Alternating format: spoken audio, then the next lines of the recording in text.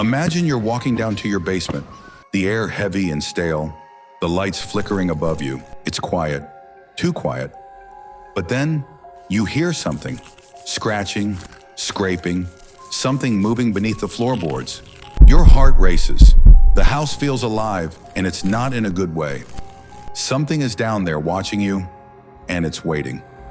Hi guys, welcome back to the channel. In today's video, we are going to explore 3 chilling basement horror stories that will leave you second-guessing every trip downstairs. Basements might seem like a simple place for storage, but sometimes they become home to dark, sinister things. Get ready for some spine-chilling tales that will make you think twice before heading to your own basement. Story 1. The Scratching Sounds by Emily Rose. My name is Emily Rose, and I've never been the same after what happened in my basement. It all started when my family moved into an old house on the outskirts of town. It wasn't a big house, but it had character. Too much character, in fact. There were creaky floors, ancient wallpaper, and dark corners that seemed to hide secrets. I was a curious teenager, eager to explore every inch of our new home. One day I ventured down into the basement. The moment I opened the door, the cold, musty air hit me. It smelled like mildew and old wood, and the light flickered above me as if it was struggling to stay on. The basement was darker than any basement should be, but I figured it was just the age of the house settling in. I shrugged it off, thinking nothing of it. For the first few days, nothing strange happened, but then I began to hear strange, scratching noises from below, especially late at night. At first I thought it was just the house settling, or maybe a rodent scurrying around, but the sound grew louder and more distinct, like claws scraping against the floorboards. It would happen around midnight, every single night, without fail. One evening I decided to investigate. I grabbed a flashlight and hesitated before opening the basement door. The air was thick, and I could feel the temperature drop as I stepped inside. The light above buzzed and flickered, casting eerie shadows on the walls. I stood at the top of the stairs for a moment, listening, and then I heard it again, the scratching. It was coming from the far end of the basement, behind a stack of old boxes. I could feel my heart pounding in my chest as I slowly made my way down the stairs. The basement felt colder with every step, and the scratching grew louder. It was almost like whatever was making the sound was trying to get out. My mind raced, and a sense of dread began to settle in my stomach. When I reached the bottom of the stairs, I shone the flashlight across the room. There was nothing there. The room was empty except for the boxes. My breath caught in my throat, but I forced myself to take a few more steps forward, determined to find the source of the sound. I reached the stack of boxes and slowly pulled one away. The scratching stopped suddenly, and for a moment, all I could hear was the beating of my own heart. And then I felt it, a cold brush against the back of my neck. I spun around in a panic, but there was nothing there. My hands trembled, and my flashlight flickered out for a second, plunging me into darkness. I bolted up the stairs, slamming the basement door shut behind me, my mind racing. My pulse was erratic, and I couldn't stop shaking. The scratching continued every night, always at the same time. It was relentless. One evening, as I was about to head down to the basement again, I saw something that froze me in place. A faint shadow moved behind the boxes, like a figure was standing just beyond my reach. I screamed, and when my parents came rushing down to investigate, there was nothing. No shadow, no scratching, just the eerie silence of the basement. To this day, I've never been able to explain what I saw or what was making that sound. I still hear it occasionally, but I haven't dared to go back down there since that night. The basement feels different now, like it's hiding something that doesn't want to be found. Story 2, The Forgotten Room by Kyle Westbrook. I'm Kyle Westbrook, and I've always been a skeptic. Ghost stories never really scared me. That is, until I experienced something in my basement that completely changed my perspective. It all began one evening at a family gathering. My aunt, who is known for her wild tales, mentioned that our house was built on old farmland. She said there were rumors about people being buried in the area, but I didn't give it much thought. After all, it was just another one of her eccentric stories. That night, my curiosity got the best of me. My parents had always told me not to go down to the basement alone. but I figured it was just an old storage space. It was cluttered with forgotten furniture, dusty boxes, and random items that had been left behind by previous owners. I had no intention of looking for anything strange, but as I sorted through the piles of old stuff, something caught my eye. There, tucked behind a stack of crates, was an old, dusty door. I'd been in that basement dozens of times before, but I had never seen this door. It looked ancient, with the wood warped by age, and there was no handle, only a rusty latch.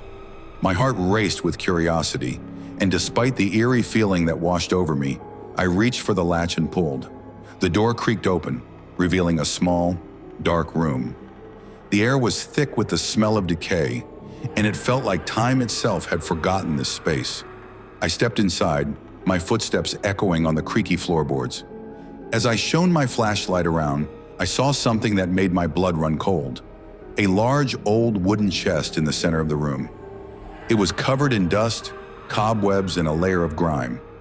But what really unsettled me was the feeling that something was wrong with it.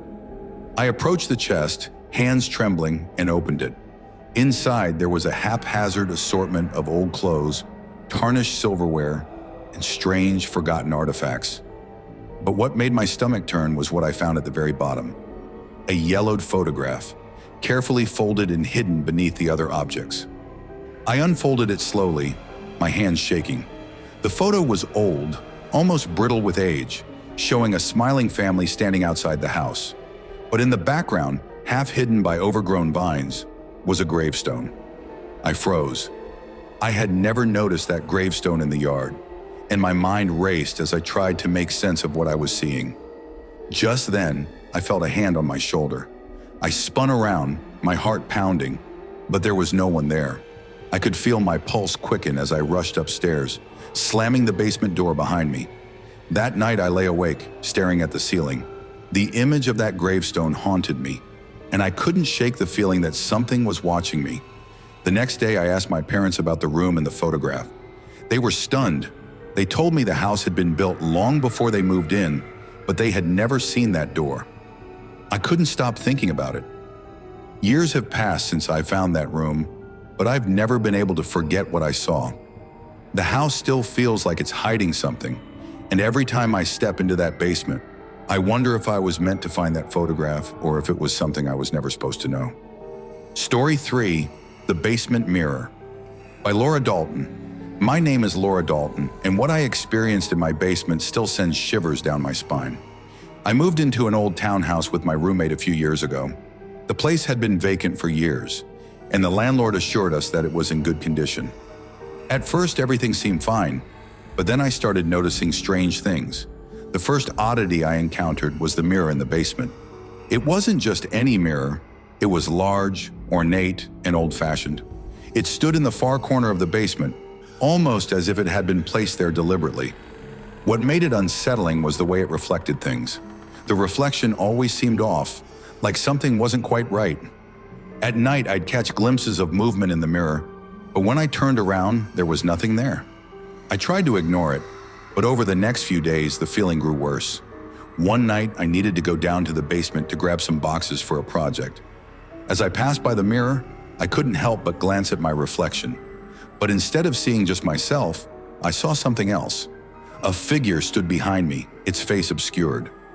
I spun around quickly, but there was nothing. My heart was racing, and I couldn't shake the feeling that something was wrong. A few days later, something even stranger happened. The mirror fogged up, and in the condensation, words began to appear. "Leave now." I froze, my breath caught in my throat. The words slowly disappeared, but the dread lingered. I couldn't understand what was happening, but I knew I wasn't imagining things.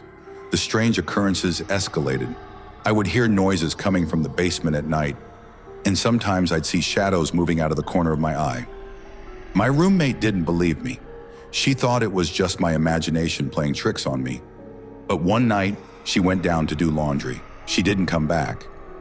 I rushed downstairs calling her name. When I turned the corner, I saw her standing in front of the mirror, staring at her reflection with a look of terror in her eyes. "Laura," she whispered, her voice trembling. "There's something in the mirror." I grabbed her arm and pulled her away, but we both felt it. The presence lurking in the basement, dark and malevolent. We didn't waste another minute. The next day, we packed our things and moved out, leaving that house and the basement behind. I don't know what happened in that basement, but I do know one thing. I never want to encounter whatever was in that mirror again. Thanks for watching. If you like this video, please like, share, and subscribe to our channel for more creepy stories. Which of these stories gave you a chilling experience? Let us know. Until next time, stay curious, stay safe, and remember, sometimes the scariest stories are the ones that are real.